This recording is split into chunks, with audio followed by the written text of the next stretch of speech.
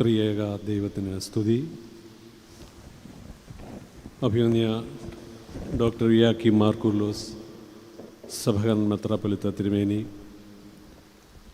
അഭിമന്യ Thomas Mar Timotheos എപ്പിസ്കോപ്പ തിരുമേനി, വന്യ വികാരി ജനറൽ അച്ഛന്മാരെ,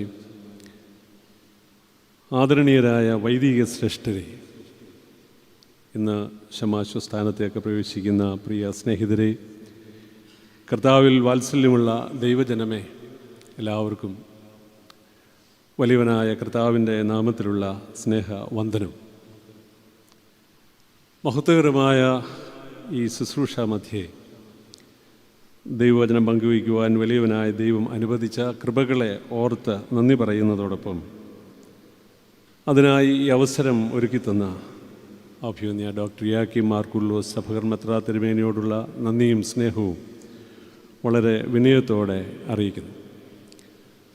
മാത്രമല്ല, ഈ അനുഗ്രഹകരമായ ശുശ്രൂഷ മധ്യേ ശമാശ സ്ഥാനത്തേക്ക് ദൈവകൃപയാൽ കൈപിടിച്ച് ഉയർത്തപ്പെടുന്ന Febin Vinoj Thomas, Jebin Thomas, Uresh Chacko Godly, ഈ യുവസ്നേഹിതരെ ഓർത്ത് ദൈവത്തിന് സ്തോത്രം ചെയ്യുന്നതോടൊപ്പം ഈ മഹത്വകരമായ ശുശ്രൂഷയ്ക്ക് ഇവരെ ഒരുക്കിയെടുത്ത ഇവരുടെ മാതാപിതാക്കന്മാരെയും വൈദികരെയും സൺഡേ സ്കൂൾ അധ്യാപകർ തുടങ്ങി എല്ലാവരെയും ഓർത്ത് ദൈവത്തിന് സ്തോത്രം ചെയ്യുന്നു.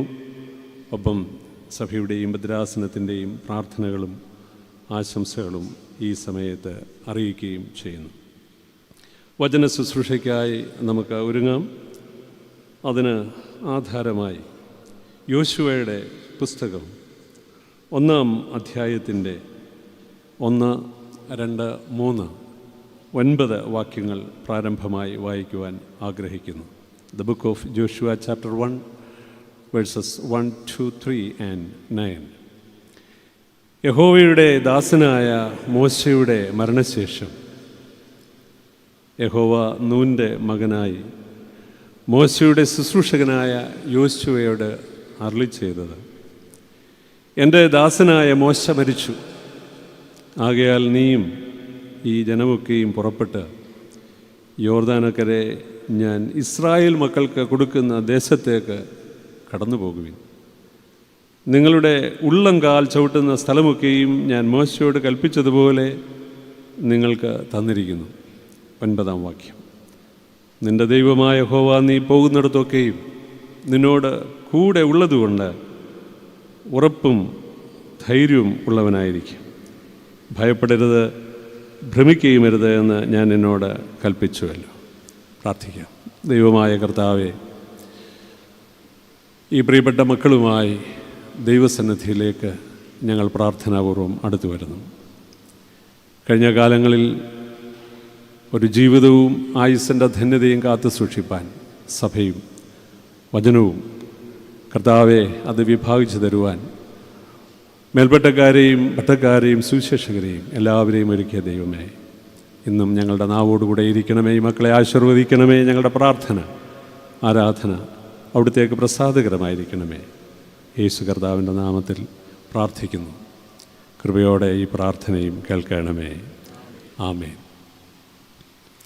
പഴയ നിയമത്തിൽ ഒട്ടും അപ്രധാനമല്ലാത്ത ഒരു വ്യക്തിത്വത്തിൻ്റെ ഉടമയാണ് യോശുവ. മോശയ്ക്ക് പിന്നാലെ ദൈവം ഭരമേൽപ്പിച്ച വലിയ നിയോഗം നിറവേറ്റുക എന്നുള്ളതായിരുന്നു യോശുവയിൽ നിക്ഷിപ്തമായിരിക്കുന്ന കർത്തവ്യം. നമുക്കറിയാം, മോശയ്ക്ക് കനാനിൽ എത്തുവാൻ കഴിഞ്ഞില്ലെങ്കിലും ആ ദൗത്യം ശിരസ ഏറ്റെടുത്ത് ദൈവമേൽപ്പിച്ച ജനത്തെ കനാനിൽ എത്തിച്ച ശേഷം താമസമിന ഇസ്രായേലിയ ഗോത്രങ്ങൾക്ക് ദേശം വിഭാഗിച്ചു കൊടുക്കുവാനുള്ള ഒരു വലിയ ഉത്തരവാദിത്വവും യോശുവയുടെ മുൻപിൽ ഉണ്ടായിരുന്നു എന്നത് ഏറെ ശ്രദ്ധേയമാണ്. ഈ വേദഭാഗം ഞാൻ പല പ്രാവശ്യങ്ങളിൽ വായിച്ചപ്പോൾ എൻ്റെ മനസ്സിലൂടെ ഒരുപാട് കാര്യങ്ങൾ ഓടിയെത്തി. ദീർഘമായൊരു പ്രഭാഷണമല്ലെങ്കിൽ പോലും എന്തുകൊണ്ടാണ് ഈ വലിയ ശുശ്രൂഷ അനുഗ്രഹകരമായി നിവർത്തിപ്പാൻ മോശയ്ക്കും ശേഷം യോശുവയ്ക്കും ഒക്കെ സാധിച്ചത്. ഒരു വ്യക്തിയെ ഏതെങ്കിലും കർത്തവ്യത്തിന് നിയോഗിക്കുമ്പോൾ അതിനാവശ്യമായ കൃപകളും കൃപാവരങ്ങളും ആ ആളിലേക്ക് ഉന്നതനായ ദൈവം പകരുന്നു. അതൊരു വലിയ സംഗതി തന്നെയാണ്. സത്യവേദ പുസ്തകം ശ്രദ്ധയോടെ പഠിച്ചാൽ നമുക്ക് അത്തരുണത്തിൽ മനസ്സിലാക്കാവുന്നതേ ഉള്ളൂ. അഹരോൻ്റെയും ദാവീദിൻ്റെയും അങ്ങനെ പഴയ നിയമത്തിൽ ഒട്ടനവധി ആളുകളെ കർത്താവിൻ്റെ ശുശ്രൂഷയ്ക്ക് വേണ്ടി നിയോഗിക്കുമ്പോൾ പുതിയ നിയമത്തിലേക്ക് വന്നിരുന്നാലും ആ കൈവെപ്പിനാലും ദൈവിക കൃപാവരങ്ങളുടെ ആവശ്യത്തിനായുള്ള പ്രാർത്ഥനകളിലും ആരാധനകളിലുമൊക്കെ ദൈവം പ്രസാദിച്ചതുകൊണ്ട് ഉയരങ്ങളിലെ ധാരാളമായ കൃപകൾ നിയോഗിതരായിരിക്കുന്ന ആളുകളിലേക്ക് പകരപ്പെട്ടു, അല്ലെങ്കിൽ പകർന്നു കൊടുക്കുവാൻ ദൈവത്തിന് ഇഷ്ടം തോന്നി. ആവർത്തന പുസ്തകം 34-ാമത്തെ അധ്യായത്തിൻ്റെ 9-ാമത്തെ വാക്യം ഈ വിധത്തിൽ നാം ശ്രദ്ധിച്ചാൽ, നൂൻ്റെ മകനായ യോശുവയെ മോശ കൈവച്ച് അനുഗ്രഹിച്ചതുകൊണ്ട് അവൻ ജ്ഞാനപൂർണനായി തീർന്നു എന്നത്രേ രേഖപ്പെടുത്തിയിരിക്കുന്നത്. Joshua, the son of Nun, was full of the spirit of wisdom, for Moses had laid his hands on him. കൈവെപ്പിനാൽ ജ്ഞാനപൂർണനായി തീരുവാൻ തക്കവണ്ണം യോശുവയ്ക്കിടയായെങ്കിൽ ഉയരങ്ങളിലെ വലിയവനായ ദൈവത്തിൻ്റെ കൃപാവരങ്ങൾ അനവധിയായി നിയോഗിക്കപ്പെടുന്ന ആളുകളുടെ മേൽ ആവസിക്കുന്നത് കൊണ്ടാണ് അനുഗ്രഹകരമായ ശുശ്രൂഷ ഫലകരമായി നിർവഹിപ്പാനായിട്ട് സാധിച്ചത്. ഇന്ന് രാവിലെ ഞാനൊരു വേദഭാഗം ധ്യാനിച്ചുകൊണ്ടിരുന്നപ്പോൾ 90-ാമത്തെ സങ്കീർത്തനത്തിലേക്ക് എൻ്റെ ശ്രദ്ധയെ ആകർഷിച്ചു. എന്താണ് ജ്ഞാനം എന്നതിന് ഒരു ദൈവഭക്തൻ നൽകിയ നിർവചനം: ജ്ഞാനം അറിവുകളുടെ സമാഹാരമല്ല, ധന്യമായ ജീവിതത്തിനുള്ള സമർപ്പണമാണ്. എന്നെ അത് വളരെയധികം ചിന്തിപ്പിച്ചു. അറിവുകളുടെ സമാഹാരത്തെക്കാൾ ഉപരിയായി ധന്യമായ ജീവിതത്തിനുള്ള സമർപ്പണം. ഈ നിയോഗം മനസ്സോടെ ഏറ്റെടുക്കുവാൻ സമർപ്പിതരായിത്തീരുന്ന പ്രിയ സ്നേഹിതരെ, ഈ വിശുദ്ധ ആരാധനാ മധ്യേ അഭിമന്യ തിരുമേനിമാരിലൂടെയുള്ള കൈവെപ്പിനാലും വൈദികരുടെയും വിശ്വാസ സമൂഹത്തിൻ്റെയും പ്രാർത്ഥനാ മധ്യേ നിങ്ങൾ കൈപിടിച്ച് ഉയർത്തപ്പെടുമ്പോൾ ശ്രദ്ധിക്കണം, നിയോഗ വഴികളിൽ ദൈവത്തോടൊത്ത് ചരിപ്പാനുള്ള കൃപകളും കൃപാവരങ്ങളും ഉന്നതങ്ങളിൽ നിന്ന് നിങ്ങൾക്ക് ലഭിക്കുന്നു എന്നത് വിസ്മരിച്ചുകൂടാ. ഈ വിധത്തിൽ അപ്പോസ്തലന്മാരുടെ പ്രവൃത്തികൾ 6-ാമത്തെ അധ്യായത്തിൻ്റെ 1, 2, 3 വാക്യങ്ങൾ നാം ശ്രദ്ധിച്ചാൽ, ആദിമസഭയിൽ ശിഷ്യന്മാർ പെരുകി വരുമ്പോൾ തങ്ങളുടെ വിധവമാരെ ദിനംപ്രതിയുള്ള ശുശ്രൂഷയിൽ ഉപേക്ഷയായി വിചാരിച്ചു എന്ന യവന ഭാഷക്കാർ എബ്രായ ഭാഷക്കാരുടെ നേരെ പിറുപിറുത്തു എന്ന് സൂചിപ്പിച്ചിരിക്കുന്നു. എന്നാൽ അപ്പോസ്തലന്മാർ കൈക്കൊണ്ട തീരുമാനം ഈ തരുണത്തിലേറെ ശ്രദ്ധേയമാണ്. അവരെടുത്ത തീരുമാനം എന്താണ്? ആത്മാവും ജ്ഞാനവും നിറഞ്ഞ നല്ല സാക്ഷ്യമുള്ള 7 പേരെ തിരഞ്ഞെടുക്കുവാൻ തീരുമാനം കൈക്കൊള്ളുകയാണ്. ആത്മാവും ജ്ഞാനവുമുള്ള നിറഞ്ഞ നല്ല സാക്ഷ്യമുള്ള 7 പേരെ. മേശമേലെ ശുശ്രൂഷയ്ക്കായി തടിമെടുക്കും പ്രായോഗിക ബുദ്ധിയുമുള്ളവരെ തിരഞ്ഞെടുക്കുന്നതിനുള്ള ചിന്ത നിലനിൽക്കുമ്പോൾ അതിൽ നിന്ന് ഒക്കെ ഏറെ വ്യത്യസ്തമായിട്ടാണ് ദൈവം തമ്പുരാൻ്റെ നിയോഗത്തെ ഈ ഭാഗത്തൂടെ വ്യക്തമാക്കുന്നത്. ആ ശുശ്രൂഷകളിൽ തിരഞ്ഞെടുക്കപ്പെട്ട വ്യക്തികളിൽ 1-ാമത്തെ ആളായിരുന്നു സ്തേഫാനോസ്. ഈ ധ്യാനം നമ്മൾ മുൻപിലേക്ക് നീങ്ങുമ്പോൾ ഇന്നത്തെ ചിന്തകളോടുള്ള ബന്ധത്തിൽ പൗരോഹിത്യ ശുശ്രൂഷയുടെ അടിസ്ഥാനം ഇതിൽ നിന്ന് അന്യമല്ല. Ministry based on divine knowledge. അറിവുകളുടെ സമാഹാരത്തെക്കാൾ ഉപരിയായി വലിയവനായ ദൈവം തമ്പുരാൻ്റെ ഉദ്ദേശ്യം ഈ നിയോഗത്തിലൂടെ, ഈ വിളിയിലൂടെ അന്ത്യം വരെ നിറവേറ്റുവാനുള്ള ഒരു സമർപ്പണത്തിലേക്കാണ് കർത്താവ് നമ്മെ ക്ഷണിക്കുന്നത്. ദൈവാത്മാവിൻ്റെ നിയന്ത്രണത്തിൽ നിയോഗ വഴികളിൽ ചരിപ്പാനുള്ള ഒരു ക്ഷണമാണ് ഇന്നത്തെ ഈ ശുശ്രൂഷയിലൂടെ ഈ പ്രിയപ്പെട്ട മക്കൾക്ക് നൽകുന്നത്. ഈ കാലഘട്ടം പരിശോധിച്ചാൽ വേലസ്ഥലമുണ്ട്, പോകുന്നവർ ചുരുക്കം. കഴിവുള്ളവർ ഏറെയുണ്ടെങ്കിലും സമർപ്പണമുള്ള ആളുകളുടെ എണ്ണം കുറഞ്ഞു പോകുന്നുവോ എന്ന് ചിന്തിക്കേണ്ടതുണ്ട്. ആലയങ്ങളുടെ എണ്ണം വർദ്ധിക്കുന്നു, എന്നാൽ ശുശ്രൂഷകളുടെ പ്രാധാന്യം കുറഞ്ഞു പോകുന്നുവോ? ആരാധനകൾ ഉണ്ടെങ്കിലും ആത്മാക്കൾ ശോഷിക്കുന്ന കാലമായി തീരുന്നുവോ എന്ന് ഈ തരുണത്തിൽ നാം ചിന്തിക്കണം. സമർപ്പണമുള്ള യുവാക്കളും ദൈവാത്മാവിന് വിധേയപ്പെടുവാൻ മനസ്സുള്ളവരുമായ ആളുകളെ ഈ കാലഘട്ടത്തിന് ആവശ്യമുണ്ട് എന്ന് യോശുവയും സ്തേഫാനോസും ഈ തരുണത്തിൽ ദൈവസന്നിധിയിൽ തലകളെ കുറിച്ചിട്ടുള്ള എല്ലാവരും അന്നും ഇന്നും നമ്മളെ ഓർമ്മിപ്പിക്കുകയാണ്. ചരിത്രം നാം പഠിച്ചാൽ സ്തേഫാനോസിൻ്റെയും യോശുവയുടെയും അഭിഷക്തരായ ആളുകളുടെയും ജീവിതങ്ങൾ മാത്രമല്ല, എത്രയോ ആളുകൾ അന്നും ഇന്നും ആയുസ്സിൻ്റെ ധന്യത അണയാതെ ഈ തരുണത്തിൽ സൂക്ഷിക്കുന്നു. വീണ്ടും വേദഭാഗത്തേക്ക് നാം മടങ്ങി വരുമ്പോൾ ദൈവം അബ്രഹാമിനോട് വാഗ്ദത്തം ചെയ്തിട്ടുള്ള കനാൻ ദേശം സ്വന്തമാക്കുക എന്നുള്ളത് അത്ര എളുപ്പമുള്ള കാര്യമല്ല. ശ്രദ്ധയോടെ വായിച്ചാൽ മാത്രമേ നമുക്ക് ഈ പൊരുൾ തിരിച്ചു കിട്ടുകയുള്ളൂ. കാരണം കൂറ്റന്മാരും മല്ലന്മാരും പോരാട്ട വീര്യമുള്ളവരുമായ ജനതകളെ നേരിടുക എന്നുള്ളത് വളരെ ശ്രമകരമായ ജോലിയാണ്. നമുക്കറിയാം, ദീർഘകാലം അടിമകളായി കഴിഞ്ഞു.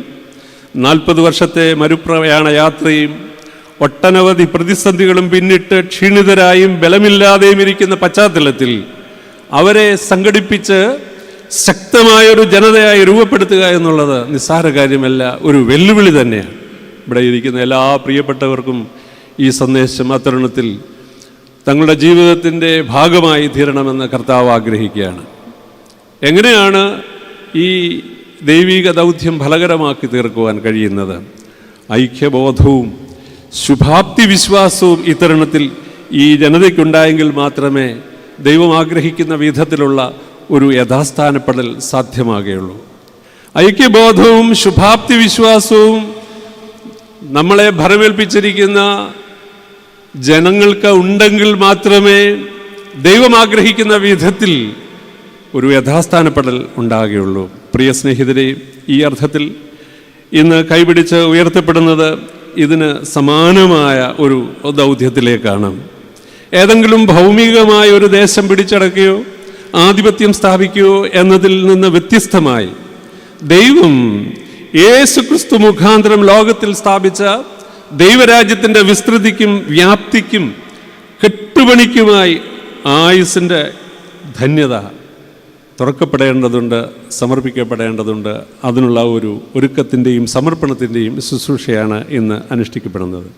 എന്താണ് ഈ രാജ്യത്തിൻ്റെ പ്രത്യേകത? അപ്പോസ്തലനായ പൗലോസ് റോമർക്കെഴുതിയ ലേഖനം 14-ാമത്തെ അധ്യായത്തിൻ്റെ 7-ാമത്തെ വാക്യത്തിൽ ഇങ്ങനെ പറയുന്നു: ദൈവരാജ്യം ഭക്ഷണവും പാനീയവുമല്ല, നീതിയും സമാധാനവും പരിശുദ്ധാത്മാവിൽ സന്തോഷവും എന്നത്രേ രേഖപ്പെടുത്തിയിരിക്കുന്നത്. ശുശ്രൂഷ അല്ലെങ്കിൽ മിനിസ്ട്രി എന്നതിനർത്ഥം ഞായറാഴ്ചകളിൽ പള്ളിക്കുള്ളിൽ നടത്തപ്പെടുന്ന വിശുദ്ധ കുർബാനയിൽ പര്യവസാനിപ്പിക്കപ്പെടേണ്ട ഒന്നല്ല. മറിച്ച് ദൈവാഭിമുഖമായി നിൽക്കുമ്പോൾ ഉന്നതങ്ങളിൽ നിന്ന് ലഭിക്കുന്ന ഇടപെടലുകൾക്കനുസരിച്ച് ലോകത്തിൽ ദൈവം ആഗ്രഹിക്കുന്ന ശുശ്രൂഷ നിറവേറ്റപ്പെടുവാൻ കൂടെയുള്ള ഒരു ക്ഷണം കൂടെയാണ്. ഒരിക്കൽ കൂടി ആ വാക്ക് ഞാൻ ആവർത്തിക്കട്ടെ. ദൈവാഭിമുഖമായി നിൽക്കുമ്പോൾ ഉന്നതങ്ങളിൽ നിന്ന് ലഭിക്കുന്ന ഇടപെടലുകൾക്കനുസരിച്ച് ലോകത്തിൽ ദൈവം ആഗ്രഹിക്കുന്ന ശുശ്രൂഷ ഫലകരമായി നിറവേറ്റുവാൻ കൂടിയുള്ള ഒരു ക്ഷണം കൂടെയാണ്. കനാൻ ദേശം സ്വന്തമാക്കുവാൻ ശ്രമിക്കുമ്പോൾ ശക്തമായ എതിർപ്പുകളും പോരാട്ടങ്ങളും ദൈവജനത്തിന് നേരിടേണ്ടതായി വന്നു എന്ന് വേദഭാഗത്തിൻ്റെ മുൻപും പിൻപുമുള്ള ഭാഗങ്ങൾ വായിച്ചാൽ മനസ്സിലാക്കാവുന്നതേ ഉള്ളൂ. ദൈവരാജ്യ പ്രവർത്തനത്തിൽ വ്യാപൃതരാകുമ്പോൾ അന്നെന്ന പോലെ ഇന്നും ഏറെ വെല്ലുവിളികൾ അഭിമുഖീകരിക്കേണ്ടതായി വരും എന്നത് ഒരിക്കലും വിസ്മരിക്കരുത്. അനുഭവ സമ്പത്തുള്ള മേൽപ്പെട്ടക്കാരുടെയും വൈദികരുടെയും ജീവിതാനുഭവങ്ങളിലേക്ക് ശ്രദ്ധിച്ചാൽ, അവരെ സന്ദർശിച്ചാൽ അത് നമുക്ക് മനസ്സിലാക്കാവുന്നതേ ഉള്ളൂ. ഇത്തരം സാഹചര്യങ്ങളിൽ എന്തു ചെയ്യും? മാനുഷിക ബുദ്ധിയും ശക്തിയും ബലഹീനമായി തീരുമെങ്കിലും ഏറിയ ദൈവാശ്രയത്തിലും ദൈവവിശ്വാസത്തിലും പ്രാർത്ഥനയോടെ അതിനെ നേരിടുക എന്നുള്ളതാണ് പരമപ്രധാനമായ സംഗതി. ഏറിയ വിശ്വാസത്തിലും ദൈവാശ്രയത്തിലും പ്രാർത്ഥനയോടുകൂടെ അഭിമുഖീകരിക്കേണ്ടി വരുന്ന ജീവിത യാഥാർത്ഥ്യങ്ങളെ നേരിടുക എന്നുള്ളതാണ് അതിന് പരിഹാരം. തിരക്കേറിയ ജീവിത സാഹചര്യങ്ങളുടെ മധ്യത്തിൽ ഒഴിച്ചു വയ്ക്കുന്ന ലിസ്റ്റിൽ പ്രാർത്ഥനയെ മാറ്റിവെച്ചാൽ ദൈവബന്ധത്തിൽ നിന്ന് അവ നമ്മെ അകറ്റുന്നു എന്ന് മാത്രമല്ല, ഓർക്കണം, ദൈവശക്തി നമ്മിലില്ലാതെ ആകും എന്നത് വളരെ ഗൗരവപൂർവ്വം മനസ്സിലാക്കേണ്ടതാണ്. ഒരുപാട് ബദ്ധപ്പാടുകളുടെ നടുവിലേക്ക് നാം പോകേണ്ടി വരും. അത്തരം സന്ദർഭങ്ങളിൽ ഒഴിച്ചു വയ്ക്കുന്ന ലിസ്റ്റിൽ പ്രാർത്ഥന എന്ന ആ വലിയ ദൈവിക ബന്ധം ഒഴിച്ചു വെച്ചാൽ നമുക്ക് ദൈവിക ബന്ധം നമ്മൾക്ക് ഇല്ലാതെ പോകുമെന്ന് മാത്രമല്ല, അനുദിനം ദൈവം ആഗ്രഹിക്കുന്ന ശുശ്രൂഷ ഭംഗിയായി ചെയ്യുവാനുള്ള ശക്തിയും പ്രാപ്തിയും നഷ്ടപ്പെടും എന്നത് വളരെ ഗൗരവമായി ഓർക്കണം. യോശുവയുടെ പുസ്തകം 1-ാമത്തെ അധ്യായത്തിൻ്റെ 5-9 വാക്യങ്ങൾ നാം ശ്രദ്ധിച്ചാൽ വചനത്തിലൂടെ ദൈവം നൽകിയിരിക്കുന്ന വാഗ്ദത്തത്തെ കാണാവുന്നതാണ്. ഇങ്ങനെയാണ് അവിടെ രേഖപ്പെടുത്തിയിരിക്കുന്നത്: നിന്റെ ജീവകാലത്തൊരിക്കലും ഒരു മനുഷ്യനും നിന്റെ നേരെ നിൽക്കുകയില്ല. ഞാൻ മോശയോടുകൂടെ ഇരുന്നതുപോലെ നിന്നോട് കൂടെയും ഇരിക്കും. ഞാൻ നിന്നെ കൈവിടുകയില്ല, ഉപേക്ഷിക്കുകയുമില്ല. ഉറപ്പും ധൈര്യവും ഉള്ളവനായിരിക്കുക. വളരെ നമ്മെ ശക്തീകരിക്കുന്ന ഒരു വാക്കാണ്. പുതിയ നിയമത്തിലേക്ക് വരുമ്പോൾ വിശുദ്ധ മത്തായി എഴുതിയ സുവിശേഷം 28-ാമത്തെ അധ്യായത്തിൻ്റെ 20-ാമത്തെ വാക്യത്തിൽ ഇതിന് തത്തുല്യമായ കർത്താവിൻ്റെ വാഗ്ദത്തത്തെ നമുക്ക് കാണാനായിട്ട് സാധിക്കും. ഇങ്ങനെയാണ് എഴുതിയിരിക്കുന്നത്: ഞാനോ ലോകാവസാനത്തോളം എല്ലാ നാളും നിങ്ങളോട് കൂടെ ഇരിക്കും. മോശയോടും യോശുവയോടും മാത്രമല്ല ഈ ശബ്ദം, ഈ വചനം പങ്കുവയ്ക്കുന്ന ബലഹീനനായ എന്നോടും നമ്മളോടെല്ലാവരോടും കർത്താവ് പറയുകയാണ്: മോശയോടും യോശുവയോടും കൂടെ ഇരുന്നതുപോലെ ഞാൻ നിന്നോടുകൂടെയും ഇരിക്കും. ഉറപ്പും ധൈര്യവുമുള്ളവരായിരിക്കാം. അവസാന ഭാഗത്തേക്ക് വരട്ടെ. നാം ദൈവ ശുശ്രൂഷകരായിരിക്കുമ്പോൾ തളർന്നു പോകുന്നതും തളർത്തിക്കളയുന്നതുമായ ഒട്ടനവധി യാഥാർത്ഥ്യങ്ങളെ കണ്ടുമുട്ടേണ്ടതായി വരും. വേദഭാഗം നമ്മെ ഈ തരുണത്തിൽ ഓർമ്മിപ്പിക്കുന്ന മറ്റൊരു അനുസ്മരിപ്പിക്കലാണ് ഇവിടെ എനിക്ക് പങ്കുവയ്ക്കുവാനായിട്ടുള്ളത്. എന്താണത്? വചനത്തിലൂടെ ദൈവം നൽകിയിരിക്കുന്ന വാഗ്ദത്തത്തെ അവിശ്വസിക്കരുത്, അതിൽ ഉറച്ചു നിൽക്കുന്നവരാകുക എന്നുള്ളതാണ്. വചനത്തിലൂടെ ദൈവം നൽകുന്ന വാഗ്ദത്തത്തെ ഒരിക്കലും അവിശ്വസിക്കുന്നവരാകരുത്, അതിൽ തന്നെ ഉറച്ച് നിൽക്കുക. മറ്റൊരർത്ഥത്തിൽ പറഞ്ഞാൽ വചനബന്ധമാണ് ദൈവശക്തിക്ക് ആധാരം. വചനബന്ധം ദൈവശക്തിക്ക് ആധാരം. നാം ചുമന്ന് തളർന്നിരുന്നാലും നമ്മെ ചുമന്ന് തളരാത്ത ദൈവവും ദൈവസാന്നിധ്യവും എല്ലാ അനുഭവങ്ങളിലും നമ്മളോട് കൂടെയുണ്ട്, ഒപ്പമുണ്ട് എന്ന് പ്രത്യേകം ഓർത്തിരിക്കേണ്ടത് തന്നെയാണ്. വിശുദ്ധ കുർബാന മധ്യേ കാസയും ബിലാസയും ഉയർത്തി ആഘോഷിച്ചതിന് ശേഷം കാർമ്മികൻ നടത്തുന്ന പ്രാർത്ഥനയിലെ വാക്കുകൾ ഈ തരുണത്തിലേറെ ശ്രദ്ധേയമാണ്. തൻ്റെ കരുണയാൽ ലോകത്തെ നിർമ്മിച്ച പരിശുദ്ധനായ ഏകപിതാവ് നമ്മോടുകൂടെ, തൻ്റെ തിരുമേനിയുടെ വിലയേറിയ പീഡാനുഭവങ്ങളാൽ അതിനെ വീണ്ടെടുത്ത പരിശുദ്ധനായ ഏകപുത്രൻ നമ്മോടുകൂടെ, ഉണ്ടായതും ഉണ്ടാകുന്നതുമായ സകലത്തെയും പൂർണ്ണമാക്കുന്നവനും നിവൃത്തി വരുത്തുന്നതിനുമായ ജീവനും വിശുദ്ധിയുമുള്ള ഏക റൂഹായി നമ്മോടുകൂടെ. കർത്താവിൻ്റെ തിരുനാമം ആദ്യം മുതൽ എന്നേക്കും വാഴ്ത്തപ്പെട്ടതായിരിക്കട്ടെ എന്നാണ് ആ പ്രാർത്ഥന. അതായത് ത്രിയേക ദൈവത്തിൻ്റെ മാറ്റമില്ലാത്ത സാന്നിധ്യം പോരാട്ട ജീവിതത്തിൽ ഏറെ ധൈര്യവും ആത്മവിശ്വാസവും നൽകുവാൻ പ്രാപ്തമാണ്. മോശയോടും ഇത് തന്നെ കർത്താവ് അരുളി ചെയ്യുന്നു: എൻ്റെ സാന്നിധ്യം നിന്നോട് കൂടെ പോരും, ഞാൻ നിനക്ക് സ്വസ്ഥത നൽകും. എന്നാൽ ഈ സാന്നിധ്യം നഷ്ടപ്പെടാതിരിക്കുവാൻ നാം പാലിക്കേണ്ട വ്യവസ്ഥയെക്കുറിച്ച് പറഞ്ഞ് അവസാനിപ്പിക്കുന്നു. അത് 7-ാം വാക്യത്തിലെ സൂചന ഇങ്ങനെയാണ്: മോശ നിന്നോട് കൽപ്പിച്ചിട്ടുള്ള ന്യായപ്രമാണമൊക്കെയും അനുസരിച്ച് നടക്കുക. മോശ നിന്നോട് കൽപ്പിച്ചിട്ടുള്ള ന്യായപ്രമാണമൊക്കെയും അനുസരിച്ച് നടക്കുക. മൂല്യബോധമില്ലാത്തവരും പ്രമാണങ്ങൾ പാലിക്കാത്തവരും എന്നും പരാജിതരായിത്തീരും എന്ന് ആ വാക്ക് നമ്മളെ ഓർമ്മിപ്പിക്കുകയാണ്. മൂല്യബോധമില്ലാത്തവരും പ്രമാണങ്ങൾ പാലിക്കാത്തവരും എന്നും പരാജിതരായിത്തീരും. വചനബന്ധം ധാർമ്മിക പാതയിൽ ചരിപ്പാൻ നമ്മെ പ്രാപ്തരാക്കുന്നത്. അവയിൽ നിന്ന് വ്യതിചലിക്കുമ്പോഴാണ് അലസതയും മടിയും ഒക്കെ നമ്മളിൽ ഉടലെടുക്കുന്നത്. ദൈവം നമ്മെ പരമേൽപ്പിച്ചിരിക്കുന്ന ജനത്തെക്കുറിച്ചും ഉത്തരവാദിത്വത്തെക്കുറിച്ചും ഏറെ ശ്രദ്ധയുള്ളവരായിരിക്കും. എൻ്റെ വിചാരം, ഏറെ സാധ്യതകളുടെ നടുവിൽ നിന്നാണ് ഈ ശുശ്രൂഷയിലേക്ക് പ്രിയപ്പെട്ട യുവസ്നേഹിതർ യാത്ര ആരംഭിച്ചിരിക്കുന്നത്.